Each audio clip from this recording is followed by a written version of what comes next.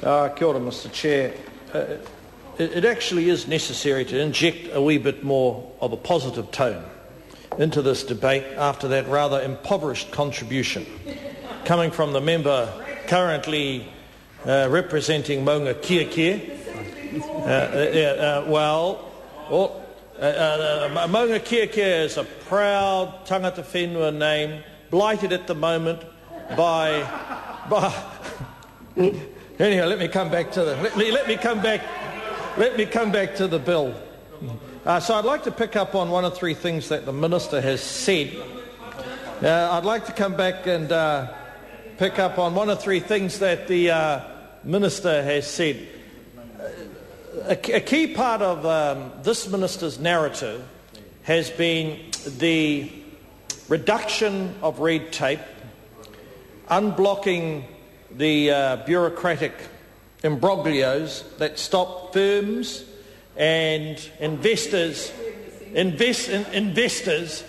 from achieving the sort of outcomes that he'd like to see them. So I actually want to acknowledge, sir, that that is the rhetoric and that is the political narrative that this Minister has. But to do that, sir, it's necessary to focus in a very, very sharp way on what are some of these problems, what are some of these snarl-ups.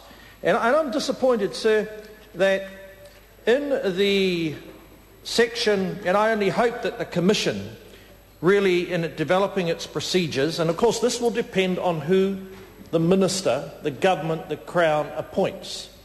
And we are starting with a rather dismal view, not really directed in a personal way to the character who's going to be the initial leader of the organisation, but we know that he will not become separated or dislocated from his ideological baggage.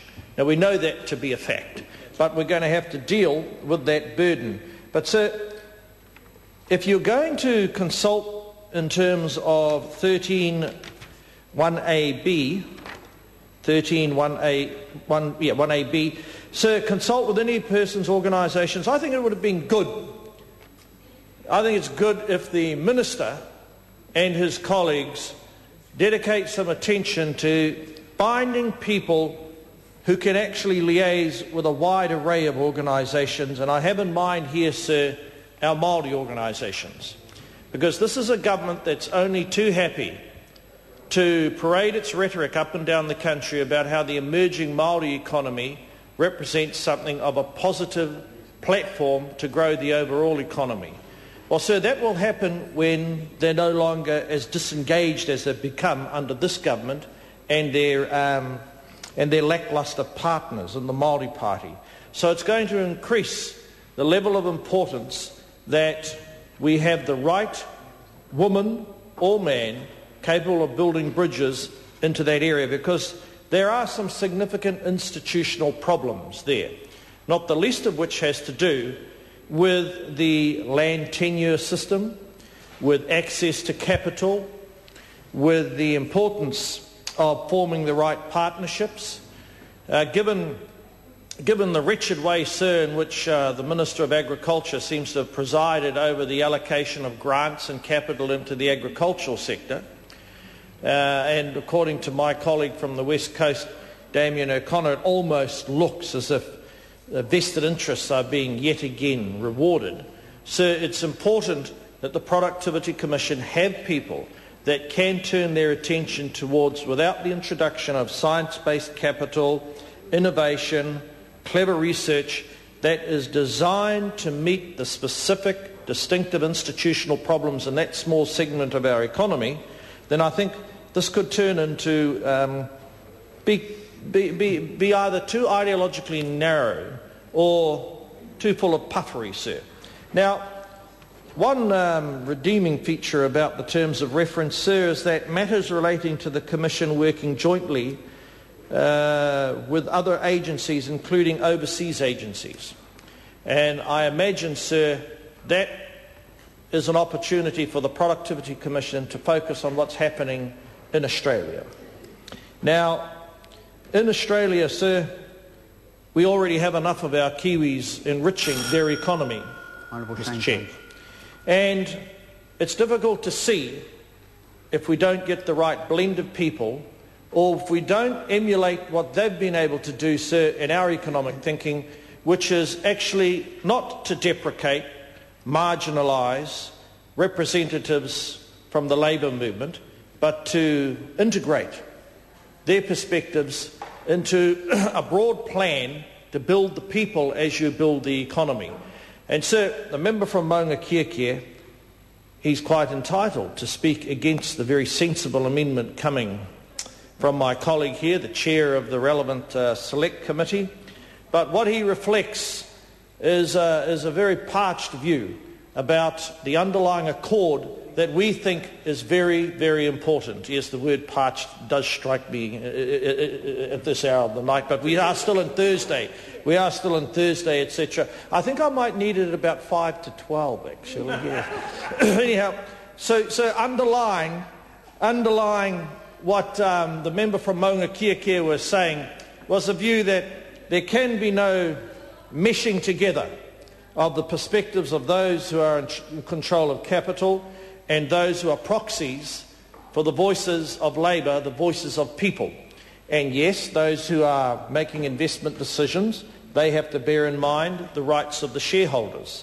But sir, what we've learnt and seen in Australia is that the approach that they've taken is less atomistic. It's less divisive than we're seeing from our colleagues on the other side of the House. So in that sense, sir, when the Commission may be working jointly with other agencies, including overseas agencies, concerned with improving productivity, that is going to come down again who and how many people who are not captives or who are not, sir, cheerleaders for that narrow range of vested interests, who don't want to see a productivity commission challenge the growing gap of has-nots and haves in New Zealand. And in that sense, sir, when there is a dismissal and a jettisoning by our colleagues over there of that very useful contribution made in the form of an amendment, then we have every right to be concerned. Because, sir, the Commission's work, it will actually not deliver any serious change unless the governments or the politicians of the day have faith and confidence in the quality of their work. Now, although Mr Wilkinson and Don Brash are hewed of similar ideological matter as represented on the other side of the House, they've been tossed aside. So we can see, sir, that they even are prepared to throw their own to the sharks. And it sort of reminds me, sir, of the great white shark coming out, and there's this sort of rather placid seal moving on the top of the ocean. And out comes the great white shark, snaps open its jaws, and down the gullet goes the seal. Well, that's what happens, sir, to people who bring forward ideas such as Helen Kelly, suggestions and contributions, and I think that she'd be a fantastic contributor in this organisation. But it's evident, sir, that those prospects are very narrow, because personal agendas are likely to intrude, sir, in terms of the kinds of characteristics that a person will be expected to show, and also the areas of concern to productivity that will be focused on. And this is a matter of some concern to us, sir. But I want to come back also to what I said before, that the Commission has the ability to grow beyond 3 or 4 members in the sense of appointing associate commissioners. And those discrete projects, I only hope, sir, that those discrete projects flow from what firms, communities, and if I'm not mistaken, the term is population groups, actually are telling, yes, population groups and communities of interest are actually telling the Commission that they don't flow from the brainwaves of the current minister or some of his colleagues. But they, well, I don't know, I want to be positive, because I feel like I'll be able to make a better contribution with a negative connotation at 1 minute to 12. I think I'll reserve it until 1 minute to 12, etc. On Thursday, etc. Sunday, no. Chair.